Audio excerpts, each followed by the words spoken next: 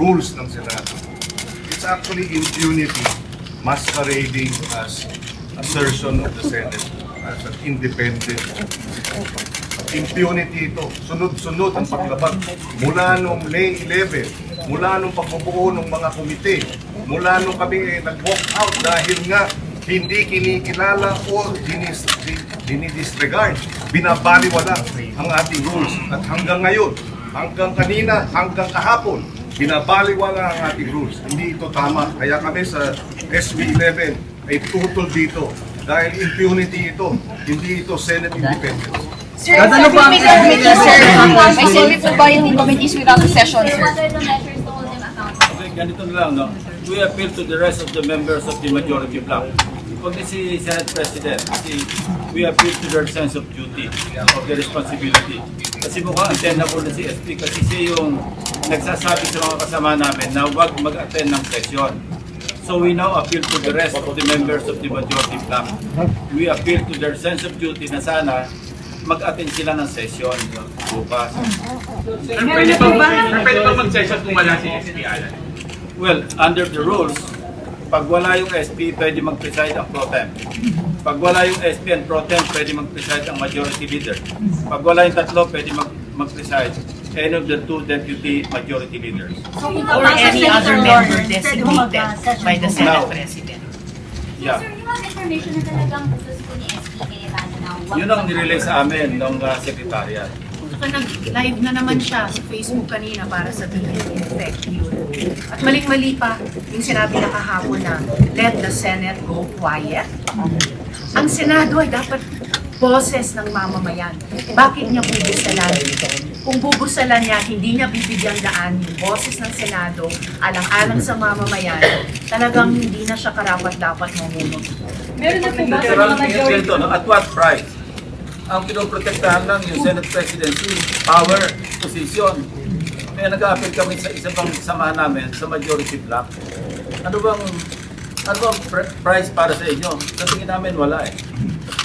Tingin namin nakikisama lang sila kay Senate President Cayetano. Ako naniniwala, hindi naman lahat sa majority ay mga loko-loko. Meron pa rin sila mababait. So I appeal to those members of the majority na meron pang kapinuan sa pag-iisip. Pumasok ko nga po. Meron na, sir, may pag-alok po ba kay Sen. Jingo Estrada na umanid kapalit pagbasura raw po ng kaso sa kanya? Walang ganun. Yung pakikipag-usap sa isang kasama namin, the member of the majority, kinakausap ng minority o yung minority, normal yun. In any parliament, normal yun. Pero yung para sabihin na meron, Yeah, walang pananakot. hindi ka Walang namin pressure. makukulong. We don't have that power. We have no power over the ombudsman. What happened is the rule. What will you do? Sir, are you also appealing to the majority na lumipat? Invite kasi. Yes. Why Wala ko not? yun. Sino-sino po kaya? That's meron na po ba sa kanila na Wala mo siya si Alan Peter. Lahat, kita namin. Marid ka sa amin. Pero si Alan Peter, steady ka lang dyan. meron na po ba sa kanila na nagsabi hindi nila gusto ginagawa ng pag-boycott sa Meron, marami nagtatext sa akin na gusto talaga nila magtrabaho, hindi nila maintindihan bakit nagkaganito.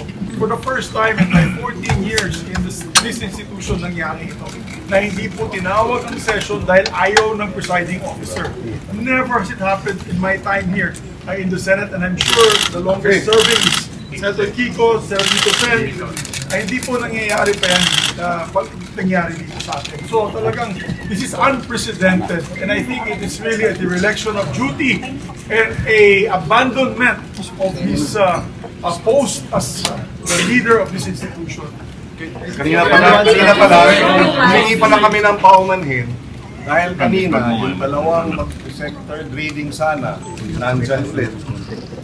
And I told them, I apologize to them, I apologize to the Filipino people on behalf of the Senate that this is going the way it is.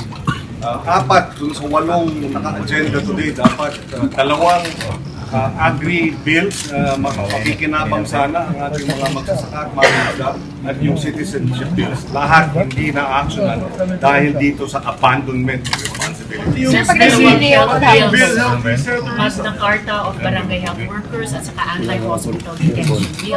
Nasa amendment na hindi nila bigyang daan ang sesyon para makumpleto yan para sa atin. Sa lahat, sabihin na lang natin tulong kay Ma'am Lisa, sa lahat ng nasa hospital na yun, na mga mahihirap natin mamamayan, na hino-hostage ng hospital na hindi makabayad, kasalanan ni Alan Cayetano yan dahil ipapasa na sana namin ang batas na yan na pagbabawal yung paggagawa ng ganyan na i-hostage yung pasyente. Hindi natin na ipayaw. Bantong! Sir, putong! Resign! Tapos dalawang araw, sir.